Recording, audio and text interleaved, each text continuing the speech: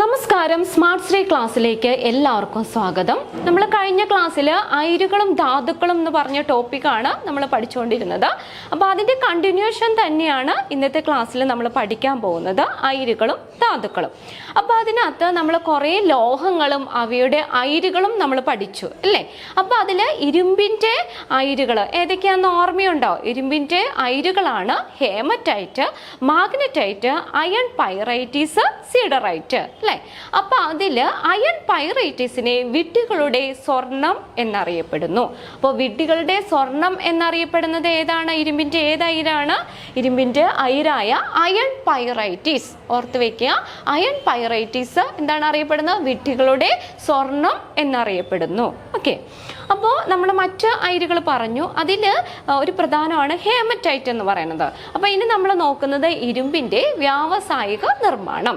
ഇരുമ്പിൻ്റെ വ്യാവസായിക നിർമ്മാണത്തിന് ഉപയോഗിക്കുന്നത് ഇരുമ്പിൻ്റെ അയിരായ ഹേമറ്റൈറ്റ് ആണ്. അപ്പോൾ ഹേമറ്റൈറ്റിൽ നിന്നാണ് ഇരുമ്പ് വ്യാവസായികമായി നിർമ്മിക്കുന്നത്. ഓക്കെ, ഇരുമ്പ് വ്യാവസായികമായി നിർമ്മിക്കുന്നത് അയിരായ ഹേമറ്റൈറ്റിൽ നിന്നാണ്.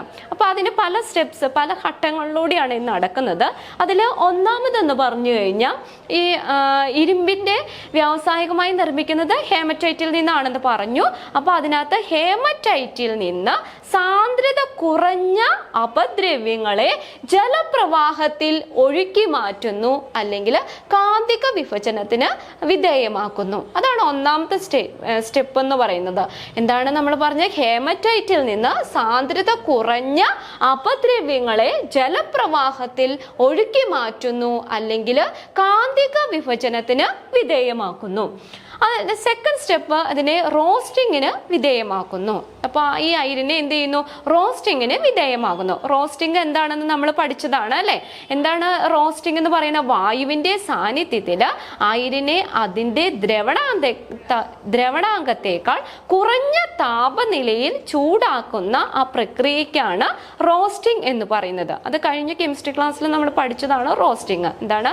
വായുവിൻ്റെ സാന്നിധ്യത്തിൽ അയിരിനെ അതിൻ്റെ ദ്രവണാംഗത്തേക്കാൾ കുറഞ്ഞ താപനിലയിൽ ചൂടാക്കുന്ന ആ പ്രക്രിയയ്ക്കാണ് റോസ്റ്റിംഗ് എന്ന് പറയുന്നത്. അപ്പോൾ സെക്കൻഡ് സ്റ്റെപ്പ് എന്താണ്? ഈ അയിരിനെ റോസ്റ്റിങ്ങിന് വിധേയമാക്കുന്നു. ഇനി അടുത്ത നെക്സ്റ്റ് എന്താണെന്ന് വെച്ചാൽ, തുടർന്ന് ലഭിക്കുന്ന അയിര് അതിൻ്റെ അടങ്ങിയിരിക്കുന്ന മാലിന്യങ്ങളെ എന്താണ്? ഓക്സൈഡുകളാക്കിയിട്ട് മാറ്റുന്നു. അപ്പോൾ തുടർന്ന് റോസ്റ്റിംഗ് എന്ന് പറഞ്ഞ പ്രോസസ്സ് നടന്നു. അപ്പോൾ റോസ്റ്റിങ്ങിന് ശേഷം അതിൽ നിന്നും എന്ത് ചെയ്യുന്നു? മാലിന്യങ്ങളെ ഓക്സൈഡുകളാക്കിയിട്ട് വാതക രൂപത്തിൽ പുറന്തള്ളുന്നു. എന്താണ്? മാലിന്യങ്ങളെ, അയിരിൽ അടങ്ങിയിരിക്കുന്ന മാലിന്യങ്ങളെ ഓക്സൈഡുകളാക്കിയിട്ട് വാതക രൂപത്തിൽ പുറന്തള്ളുന്നു. അതിനോടൊപ്പം തന്നെ ജലാംശവും പുറന്തള്ളുന്നു. ഇതിനോടൊപ്പം ജലാംശവും നീക്കം ചെയ്യപ്പെടുന്നു. അതാണ് ആ സ്റ്റെപ്സ് എന്ന് പറയുന്നത്. അപ്പോൾ ഒന്നാമത്തെ എന്താണ് നമ്മൾ പറഞ്ഞത്? ലോഹങ്ങളിൽ നിന്ന് സാന്ദ്രത കുറഞ്ഞ ഹേമറ്റൈറ്റിൽ നിന്ന് സാന്ദ്രത കുറഞ്ഞ അപദ്രവ്യങ്ങളെ ജലപ്രവാഹത്തിൽ ഒഴുക്കി മാറ്റുന്നു, അല്ലെങ്കിൽ കാന്തിക വിഭജനത്തിന് വിധേയമാകുന്നു. തുടർന്ന് എന്താണ്? അയിരിനെ റോസ്റ്റിങ്ങിന് വിധേയമാക്കുന്നു. അതുവഴി അയിരിൽ അടങ്ങിയിരിക്കുന്ന മാലിന്യങ്ങളെ ഓക്സൈഡുകളാക്കിയിട്ട് വാതക രൂപത്തിൽ പുറന്തള്ളുന്നു. അതിനോടൊപ്പം തന്നെ ജലാംശവും നീക്കം ചെയ്യപ്പെടുന്നു. ഇനി നെക്സ്റ്റ് നമുക്ക് നോക്കുന്ന ബ്ലാസ്റ്റ് ഫർണസ് ആണ്. ബ്ലാസ്റ്റ് ഫർണസ് എന്ന് പറഞ്ഞാൽ ഹേമറ്റൈറ്റിനെ അയണാക്കി മാറ്റുന്നതിനുള്ള ഒരു സംവിധാനമാണ് ബ്ലാസ്റ്റ് ഫർണസ് എന്ന് പറയുന്നത്. ഹേമറ്റൈറ്റിനെ അയണാക്കി മാറ്റുന്ന സംവിധാനമാണ് ബ്ലാസ്റ്റ് ഫർണസ് എന്ന് പറയുന്നത്. അപ്പോൾ നമുക്ക് നോക്കാം. ഈ ബ്ലാസ്റ്റ് ഹേമറ്റൈറ്റിൻ്റെ ശുദ്ധീകരണത്തിൽ ബ്ലാസ്റ്റ് ഫർണസിൻ്റെ മുകൾ വശത്ത് ഹേമറ്റൈറ്റിനോടൊപ്പം ചേർക്കുന്ന പദാർത്ഥങ്ങളാണ് ചുണ്ണാമ്പ് കല്ല്, കോക്ക്. നോട്ട് ചെയ്യാം. ഈ ഹേമറ്റൈറ്റിൻ്റെ ശുദ്ധീകരണത്തിൽ ബ്ലാസ്റ്റ് ഫർണസിൻ്റെ മുകൾ വശത്ത് ചേർക്കുന്ന പദാർത്ഥങ്ങൾ ഏതൊക്കെയാണ്? ചുണ്ണാമ്പ് കല്ലും കോക്കും. ഇനി ഈ ഹേമറ്റൈറ്റിൽ കാണപ്പെടുന്ന മാലിന്യങ്ങളാണ്. അത് ഏതൊക്കെയാണെന്ന് നോക്കാം. ഹേമറ്റൈറ്റിൽ കാണപ്പെടുന്ന മാലിന്യങ്ങൾ മാലിന്യങ്ങളാണ് സൾഫറും ആർസെനിക്കും ഫോസ്ഫറസും. ഏതൊക്കെയാണ്? Sulphur, arsenic, phosphorus. ആർസെനിക്കിന്റെ പ്രതീകമാണ് AS എന്ന് പറയുന്നത്. ഇത് ഓരോന്ന് പ്രതീകമാണ് ഇവിടെ എഴുതിയേക്കുന്നത്. Sulphur, arsenic, phosphorus. ഇത് ഹേമറ്റൈറ്റിൽ അടങ്ങിയിരിക്കുന്ന മാലിന്യങ്ങളാണ് സൾഫർ, ആർസെനിക്, ഫോസ്ഫറസ്. ഈ ഹേമറ്റൈറ്റിൽ നീക്കം ചെയ്യപ്പെടാതെ കാണുന്ന ഗ്യാങ് ആണ് സിലിക്കൺ ഡയോക്സൈഡ്. അപ്പൊ ഹേമറ്റൈറ്റിൽ നീക്കം ചെയ്യപ്പെടാതെ കാണുന്ന ഗ്യാങ് അതേതാണ്? സിലിക്കൺ ഡയോക്സൈഡ്, അല്ലെങ്കിൽ അതിന് പറയുന്നതാണ് സിലിക്ക എന്ന് പറയുന്നു. അപ്പൊ സിലിക്കൺ ഡയോക്സൈഡിന് സിലിക്ക എന്നും പറയുന്നു. അപ്പോൾ സിലിക്ക എന്ന് അറിയപ്പെടുന്നത് ഏതാണെന്നും ചോദിക്കാം. ഏതാണ്? Silicon dioxide. അപ്പോൾ ഹേമറ്റൈറ്റിൽ അടങ്ങിയിരിക്കുന്ന ആ മാലിന്യങ്ങൾ നമ്മൾ പറഞ്ഞു ഏതൊക്കെയാണ്? സൾഫറും ആർസെനിക്കും ഫോസ്ഫറസും ആണെന്ന് പറഞ്ഞു. ഈ ഹേമറ്റൈറ്റിൽ നീക്കം ചെയ്യപ്പെടാത്ത ഗ്യാങ് ആണ് സിലിക്കൺ ഡയോക്സൈഡ്, അല്ലെങ്കിൽ അതിനെ കോമൺലി നോൺ ആസ് സിലിക്ക എന്നറിയപ്പെടുന്നു. സിലിക്ക. ഓക്കെ. അപ്പോൾ ഇനി നമ്മൾ എന്താണ് ഗ്യാങ്? ഗ്യാങ് എന്ന് പറഞ്ഞ് ഓർക്കണ്ടോ? ഗ്യാങ് എന്ന് പറഞ്ഞാൽ ഭൂവൽക്കത്തിൽ നിന്ന് ലഭിക്കുന്ന അയിരിൽ അടങ്ങിയ എളുപ്പം വേർതിരിക്കാൻ കഴിയാത്ത മാലിന്യങ്ങളെയാണ് നമ്മൾ ഗ്യാങ് എന്ന് പറയുന്നത്. ഓക്കെ. ഇനി നെക്സ്റ്റ്, ബ്ലാസ്റ്റ് ഫർണസിൽ ഹേമറ്റൈറ്റിനെ നിരോക്സീകരിച്ച് അയണാക്കി മാറ്റുന്നത്. ഹേമറ്റൈറ്റിനെ നിരോക്സീകരിച്ച് അയണാക്കി മാറ്റുന്നത് CO, കാർബൺ മോണോക്സൈഡ് ആണ്. Carbon monoxide. അപ്പോൾ ബ്ലാസ്റ്റ് ഫർണസിൽ ഹേമറ്റൈറ്റിനെ നിരോക്സീകരിച്ച് അയണാക്കി മാറ്റുന്നത് ആരാണ്? Carbon monoxide. പ്രത്യേകം CO ആണ്, കാർബൺ മോണോക്സൈഡ് ആണ്. ഇനി ഇവിടെ എന്താ നടക്കുന്നത്? ഫർണസിലെ ഉയർന്ന താപനിലയിൽ കാൽസ്യം കാർബണേറ്റ്, അതിന്റെ വാക്യം എന്താണ്? CaCO3 അല്ലേ? കാൽസ്യം കാർബണേറ്റ് വിഘടിച്ച് CaO, അതായത് കാൽസ്യം ഓക്സൈഡ് പ്ലസ് കാർബൺ ഡൈ ഓക്സൈഡും ഉണ്ടാകുന്നു. അപ്പോൾ ഫർണസിലെ ഉയർന്ന താപനിലയിൽ calcium carbonate CaCO3 calcium carbonate വിഘടിച്ച് രൂപപ്പെടുന്നത് എന്തൊക്കെയാണ്? കാൽസ്യം ഓക്സൈഡും കാർബൺ ഡൈ ഓക്സൈഡും ഉണ്ടാകുന്നു. കാൽസ്യം ഓക്സൈഡും കാർബൺ ഡൈ ഓക്സൈഡും ഇവിടെ ഉണ്ടാകുന്നു. ഇനി ഇതിനകത്ത് ഫർണസിൽ രൂപപ്പെടുന്ന ഈ കാൽസ്യം ഓക്സൈഡ്, അതിനെ ഫ്ലക്സ് എന്ന് പറയുന്നു. കാൽസ്യം ഓക്സൈഡ് അയിരിലെ സിലിക്കൺ ഡയോക്സൈഡുമായിട്ട് പ്രവർത്തിക്കുന്നു. അപ്പോൾ ഫസ്റ്റ് എന്താ നടക്കുന്നത്? ഫർണസിലെ ഉയർന്ന താപനിലയിൽ കാൽസ്യം കാർബണേറ്റ് വിഘടിച്ചിട്ട് കാൽസ്യം ഓക്സൈഡും കാർബൺ ഡൈ ഓക്സൈഡും ഉണ്ടാകുന്നു. ഈ ഫർണസിൽ രൂപപ്പെടുന്ന ഈ കാൽസ്യം ഓക്സൈഡ് അല്ലെങ്കിൽ ഫ്ലക്സ് അത് അയിരിലെ സിലിക്കൺ ഡയോക്സൈഡുമായിട്ട് പ്രവർത്തിക്കുന്നു. SiO2, ഏതാണ് വാക്യം? SiO2 സിലിക്കൺ ഡയോക്സൈഡുമായിട്ട് പ്രവർത്തിക്കുന്നു. ഈ ഹേമറ്റൈറ്റിന്റെ ശുദ്ധീകരണത്തിൽ ശ്രദ്ധിക്കുക, കാൽസ്യം ഓക്സൈഡ് പ്ലസ് സിലിക്കൺ ഡയോക്സൈഡുമായിട്ട് ചേർന്നിട്ട് എന്താ ഉണ്ടാകുന്നത്? കാൽസ്യം സിലിക്കേറ്റ് ഉണ്ടാകുന്നു. കാൽസ്യം സിലിക്കേറ്റ് അല്ലെങ്കിൽ സ്ലാഗ് എന്ന് പറയും. കാൽസ്യം സിലിക്കേറ്റ് അതെന്താണ്? സ്ലാഗ് ആണ്. ഓക്കെ. അപ്പോൾ കാൽസ്യം സിലിക്കേറ്റ് അവിടെ ഉണ്ടാകുന്നു. ഈ ഇക്വേഷൻസ് നിങ്ങൾ നോക്കുക. ഹേമറ്റൈറ്റിന്റെ ശുദ്ധീകരണത്തിൽ കാൽസ്യം ഓക്സൈഡ് ഏതുമായിട്ട് പ്രവർത്തിക്കുന്നു? സിലിക്കൺ ഡയോക്സൈഡുമായിട്ട് പ്രവർത്തിച്ചിട്ട് കാൽസ്യം സിലിക്കേറ്റ് ഉണ്ടാകുന്നു. കാൽസ്യം സിലിക്കേറ്റ് അല്ലെങ്കിൽ അതിനെ എന്ത് പറയാം? സ്ലാഗ് എന്ന് പറയുന്നു അല്ലേ? കാൽസ്യം സിലിക്കേറ്റ് ഉണ്ടാവുന്നു. സാന്ദ്രത കുറഞ്ഞ് ഉരുകിയ സ്ലാഗ് ഉരുകിയ ഇരുമ്പിന് മീതെ പൊങ്ങിക്കിടക്കുന്നു. സ്ലാഗ് എന്ന് പറഞ്ഞ ഏതാണ്? കാൽസ്യം സിലിക്കേറ്റ് ആണ്. അപ്പോൾ സാന്ദ്രത കുറഞ്ഞ് ഉരുകിയ ഈ കാൽസ്യം സിലിക്കേറ്റ് എന്ത് ചെയ്യുന്നു? ഇരുമ്പിന് മീതെ പൊങ്ങിക്കിടക്കുന്നു. ഫർണസിൽ നിന്നും ഉരുകിയ രൂപത്തിൽ ഈ സ്ലാഗും അല്ലെങ്കിൽ കാൽസ്യം സിലിക്കേറ്റും അയണും പ്രത്യേകമായിട്ട് വേർതിരിച്ചെടുക്കുന്നു. എന്താണ്? ഫർണസിൽ നിന്നും ഉരുകിയ രൂപത്തിൽ ഈ കാൽസ്യം സിലിക്കേറ്റും അയണും പ്രത്യേകമായിട്ട് രണ്ടും വേർതിരിച്ചെടുക്കുന്നു. ഉരുകിയ ഫർണസിൽ നിന്നും ലഭിക്കുന്ന ഈ ഉരുകിയ അയണിൽ അടങ്ങിയിരിക്കുന്ന മാലിന്യങ്ങളാണ് മാംഗനീസ്, സിലിക്കണ്, ഫോസ്ഫറസ്. അതൊന്ന് നോട്ട് ചെയ്യണം. മാംഗനീസും സിലിക്കണും ഫോസ്ഫറസും ഫർണസിൽ നിന്നും ലഭിക്കുന്ന ഉരുകിയ അയണിൽ അടങ്ങിയിരിക്കുന്ന മാലിന്യങ്ങളാണ് മാംഗനീസും സിലിക്കൺ, ഫോസ്ഫറസ്. ഇനി ഫർണസിൽ നിന്ന് ലഭിക്കുന്ന ബ്ലാസ്റ്റ് ഫർണസിൽ നിന്ന് ലഭിക്കുന്ന ഉരുകിയ അയണിൽ അടങ്ങിയിരിക്കുന്ന ഈ കാർബണിൻ്റെ അളവ് എന്ന് പറയുന്നത് 4%, 4% ആണ്. അപ്പോൾ ബ്ലാസ്റ്റ് ഫർണസിൽ നിന്നും ലഭിക്കുന്ന ഈ ഉരുകിയ അയണിൽ അടങ്ങിയിരിക്കുന്ന കാർബണിൻ്റെ അളവ് എത്രയാണ്? 4% കാർബണാണ് അടങ്ങിയത്. അവിടെ ഒരു ക്വസ്റ്റ്യനും കൂടി വരുന്നുണ്ട്. ഈ 4% കാർബൺ അടങ്ങിയ അയണിനെ പിഗ് അയൺ എന്നറിയപ്പെടുന്നു. 4% കാർബൺ അടങ്ങിയ അയണിനെയാണ് പിഗ് അയൺ എന്നറിയപ്പെടുന്നത്. ഓക്കെ, അപ്പോൾ നമ്മൾ എന്താണ് ഇരുമ്പിൻ്റെ വ്യാവസായിക നിർമ്മാണം ആണ് നമ്മൾ നോക്കിയത്. അതിൻ്റെ പല ഘട്ടങ്ങൾ നമ്മൾ പഠിച്ചു. അതിനോടൊപ്പം തന്നെ എന്താണ് ബ്ലാസ്റ്റ് ഫർണസ്? എന്താ ബ്ലാസ്റ്റ് ഫർണസ് എന്ന് പറഞ്ഞാൽ ഈ ഹേമറ്റൈറ്റിൽ നിന്ന് അയൺ മാറ്റുന്നതിന് ഉപയോഗിക്കുന്ന സംവിധാനമാണ് ബ്ലാസ്റ്റ് ഫർണസ് എന്ന് പറയുന്നത്. ബ്ലാസ്റ്റ് ഫർണസിൽ ഹേമറ്റൈറ്റിൽ അടങ്ങിയിരിക്കുന്ന മാലിന്യങ്ങൾ, അത് മാറിപ്പോരുത്, ഹേമറ്റൈറ്റിൽ അടങ്ങിയിരിക്കുന്ന മാലിന്യങ്ങളാണ് സൾഫറും ആഴ്സനിക്കും ഫോസ്ഫറസും. എന്നാൽ ഉരുകിയ അയണിൽ അടങ്ങിയിരിക്കുന്ന മാലിന്യങ്ങളാണ് മാംഗനീസും സിലിക്കണും ഫോസ്ഫറസും. പിന്നെ ഇത് ഞാൻ ഇനി റിപ്പീറ്റ് ചെയ്യുന്നില്ല, ഈ ഇക്വേഷൻസും നോക്കുക.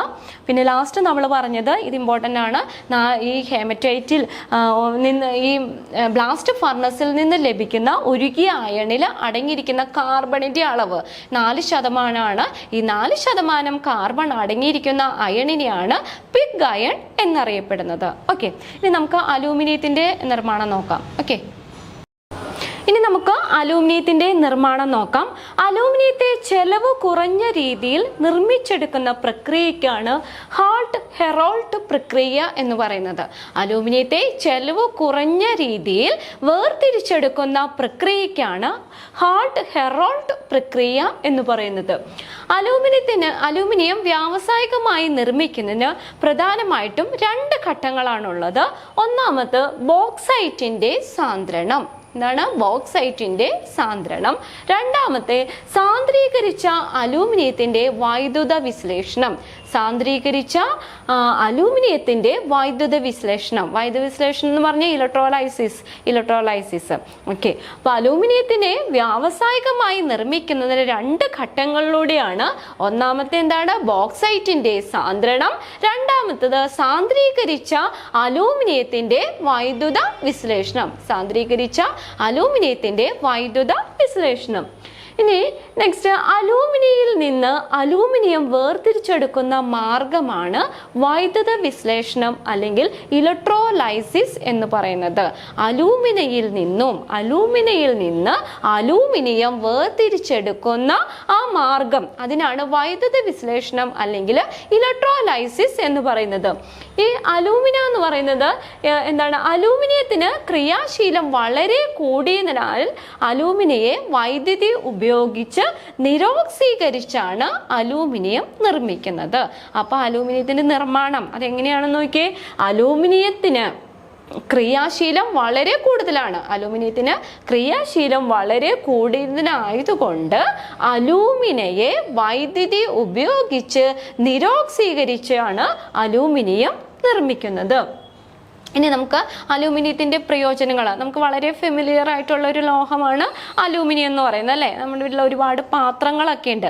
അപ്പോൾ അതിൻ്റെ എന്താണ് പ്രയോജനങ്ങൾ എന്തൊക്കെയാണ്? പാചകപാത്രങ്ങളുടെ നിർമ്മാണം അല്ലേ. പാചകപാത്രങ്ങൾ നിർമ്മിക്കുന്നതിന് വേണ്ടിയിട്ട് അലൂമിനിയം ഉപയോഗിക്കുന്നു. പിന്നെ വൈദ്യുത പ്രേഷണത്തിന് ഉപയോഗിക്കുന്നു. വാഹനങ്ങളുടെ ബോഡി ഭാഗങ്ങളുടെ നിർമ്മാണം, വാഹനങ്ങളുടെ ബോഡി നിർമ്മിക്കാനായിട്ട് ബോഡി ഭാഗങ്ങളുടെ നിർമ്മാണത്തിന് ഉപയോഗിക്കുന്നു. പിന്നെ റിഫ്ലക്ടറുകളിൽ അലൂമിനിയം ഉപയോഗിക്കുന്നു. അപ്പോൾ അലൂമിനിയത്തിൻ്റെ പ്രയോജനങ്ങൾ എന്തൊക്കെയാണ്? വൈദ്യുത പ്രേഷണം, പാചകപാത്രങ്ങളുടെ നിർമ്മാണം, വാഹനങ്ങളുടെ ബോഡി ഭാഗങ്ങളുടെ നിർമ്മാണം, റിഫ്ലക്ടറുകളുടെ നിർമ്മാണം. റിഫ്ലക്ടറുകൾ നിർമ്മിക്കുന്നതിന് വേണ്ടിയിട്ട് അലൂമിനിയം ഉപയോഗിക്കുന്നു. ഓക്കെ, ഇനി നമുക്ക് അലൂമിനിയത്തിൻ്റെ വൈദ്യുത വിശ്ലേഷണം. അലൂമിനിയിൽ നിന്നാണ് അലൂമിനിയെ നിരോക്സീകരിച്ചിട്ടാണ് അലൂമിനിയം നിർമ്മിക്കുന്നത് നമ്മൾ പറഞ്ഞു. അപ്പോൾ അത് അലൂമിനയുടെ വൈദ്യുത വിശ്ലേഷണം. അലൂമിനിയുടെ വൈദ്യുത വിശ്ലേഷണത്തിൽ നമുക്ക് ആനോഡായിട്ട് ഉപയോഗിക്കുന്നത് കാർബൺ ദണ്ഡാണ്. ആനോഡ് ഏതാണ്? കാർബൺ ദണ്ഡ്. ഇവിടെ എഴുതാം നമുക്ക് ആനോഡായി ഉപയോഗിക്കുന്നത് കാർബൺ ദണ്ഡാണ്.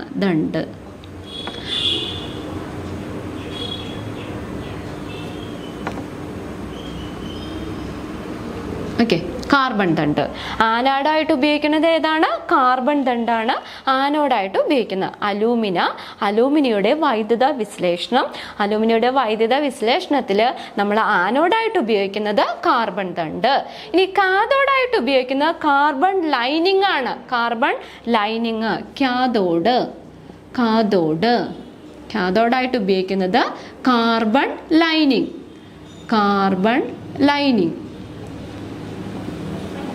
കാർബൺ ലൈനിങ് ആണ് കാഥോഡായിട്ട് ഉപയോഗിക്കുന്നത്. ഇനി നെക്സ്റ്റ് ഇലക്ട്രോലൈറ്റ് ആയിട്ട് ഉപയോഗിക്കുന്ന ഉരുകിയ ക്രയോലൈറ്റും അലൂമിനിയവുമാണ് ഇത് ഇലക്ട്രോലൈറ്റ് ആയിട്ട് ഉപയോഗിക്കുന്നത്. ഇലക്ട്രോലൈറ്റ് ആയിട്ട് ഉപയോഗിക്കുന്നത് ഉരുകിയ ക്രയോലൈറ്റും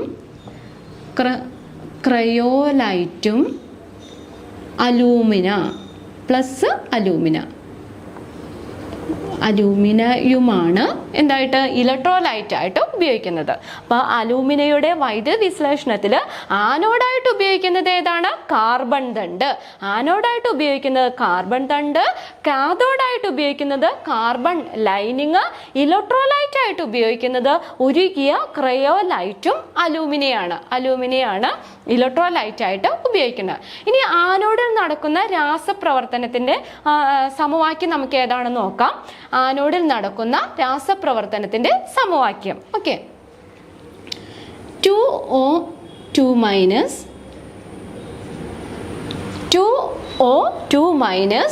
O2 plus oxygen, O2 plus 4 electron minus. ഇതാണ് ഇതിനകത്ത് ആനോഡിൽ നടക്കുന്ന രാസപ്രവർത്തനം. ആനോഡിൽ നടക്കുന്ന രാസപ്രവർത്തനത്തിന്റെ സമവാക്യമാണ് 2O2 minus gives O2 plus 4E minus. Electron ആണ് 4E മൈനസ്. നെക്സ്റ്റ് ആനോഡ് പറഞ്ഞു. ഇനി കാഥോഡിൽ നടക്കുന്ന രാസപ്രവർത്തനത്തിന്റെ സമവാക്യം. കാഥോഡിൽ നടക്കുന്ന രാസപ്രവർത്തനം Al3 aluminium. Okay, Al3 plus അതിൽ നിന്ന് എത്രയാണ്? 3 electron minus. 3 electron minus gives എന്ത്? അലൂമിനിയം ഉണ്ടാകുന്നു, അലൂമിനിയം Al. ഓക്കെ, അപ്പോൾ നമ്മൾ ആനോഡ് കാർബൺ തണ്ട്, കാഥോഡ് കാർബൺ ലൈനിങ്, ഇലക്ട്രോലൈറ്റ്. ഇത് വീണ്ടും പറയുന്നത് ഇതിനകത്ത് ചോദിക്കാം. അലൂമിനിയയുടെ വൈദ്യുത വിശ്ലേഷണത്തിന് ഏതാണ് താഴെ തന്നിരിക്കുന്ന ആനോഡായിട്ട് ഉപയോഗിക്കുന്നത് ഏതാണ്, കാഥോഡായിട്ട് ഉപയോഗിക്കുന്നത് ഏതാണ്, അല്ലെങ്കിൽ വൈദ്യുത വിശ്ലേഷണത്തിൽ ഇലക്ട്രോലൈറ്റ് ആയിട്ട് ഉപയോഗിക്കുന്നത് ഏതാണെന്ന് ചോദിക്കാം. ഇത് 3 ഇമ്പോർട്ടൻ്റ് ആണ്. ഇലക്ട്രോലൈറ്റ്, ഉരുകിയ ക്രയോലൈറ്റും അലൂമിനിയം ആണ് ഇലക്ട്രോലൈറ്റ് ആയിട്ട് ഉപയോഗിക്കുന്നത്. ഇനി ആനോഡിൽ നടക്കുന്ന രാസസമവാക്യവും അതുകൊണ്ട് തന്നെ കാഥോഡിൽ നടക്കുന്ന രാസപ്രവർത്തനത്തിന്റെ വാക്യവുമാണ് നമ്മൾ ഇവിടെ എഴുതിയത്. ഓക്കെ, അപ്പോൾ ഇനി നെക്സ്റ്റ് നമ്മൾ നോക്കുന്നത് മോണ്ട് പ്രക്രിയ. അപ്പോൾ ഫസ്റ്റ് നമ്മൾ പറഞ്ഞു അലൂമിനിയയിൽ നിന്ന് അലൂമിനിയം വേർതിരിച്ചെടുക്കുന്ന മാർഗമാണ് വൈദ്യുത വിശ്ലേഷണം. വൈദ്യുത വിശ്ലേഷണം എന്ന് പറഞ്ഞ ഒരു പ്രോസസ്സ് നമ്മൾ പറഞ്ഞു. ഇനി നെക്സ്റ്റ് മോണ്ട് പ്രക്രിയ. മോണ്ട് പ്രക്രിയ എന്ന് പറഞ്ഞാൽ നിക്കലിന്റെ ശുദ്ധീകരണ പ്രക്രിയയാണ് മോണ്ട് പ്രക്രിയ എന്നറിയപ്പെടുന്നത്. അപ്പോൾ താഴെ തന്നിരിക്കുന്നതിൽ മോണ്ട് പ്രക്രിയയിലൂടെ വേർതിരിച്ചെടുക്കുന്നത് ഏത് ലോഹാണെന്ന് ചോദിക്കാം, അല്ലെങ്കിൽ നിക്കലിന്റെ ശുദ്ധീകരണ പ്രക്രിയ അറിയപ്പെടുന്ന പേര് എന്താണെന്നും തിരിച്ചും ചോദിക്കാം. അപ്പൊ അതേതാണ്? മോണ്ട് പ്രക്രിയ. മോണ്ട് പ്രക്രിയ എന്ന് പറഞ്ഞാൽ നിക്കലിന്റെ ശുദ്ധീകരണ പ്രക്രിയയാണ് മോണ്ട് പ്രക്രിയ എന്നറിയപ്പെടുന്നത്. ഈ പ്രക്രിയയിൽ നിക്കലിനെ കാർബൺ മോണോക്സൈഡിന്റെ പ്രവാഹത്തിൽ ചൂടാക്കി ബാഷ്പശീലമുള്ള നിക്കൽ ടെട്രാ കാർബണൈലായി രൂപപ്പെടുന്നു. Nickel tetra carbonyl. ഈ പ്രക്രിയയിൽ ഏതാണ് നമ്മൾ പറഞ്ഞത്? മോണ്ട് പ്രക്രിയ. ഈ പ്രക്രിയയിൽ നിക്കലിനെ കാർബൺ മോണോക്സൈഡിന്റെ പ്രവാഹത്തിൽ ചൂടാക്കി ബാഷ്പശീലമുള്ള നിക്കൽ ടെട്രാ കാർബണൈലായിട്ട് രൂപപ്പെടുന്നു.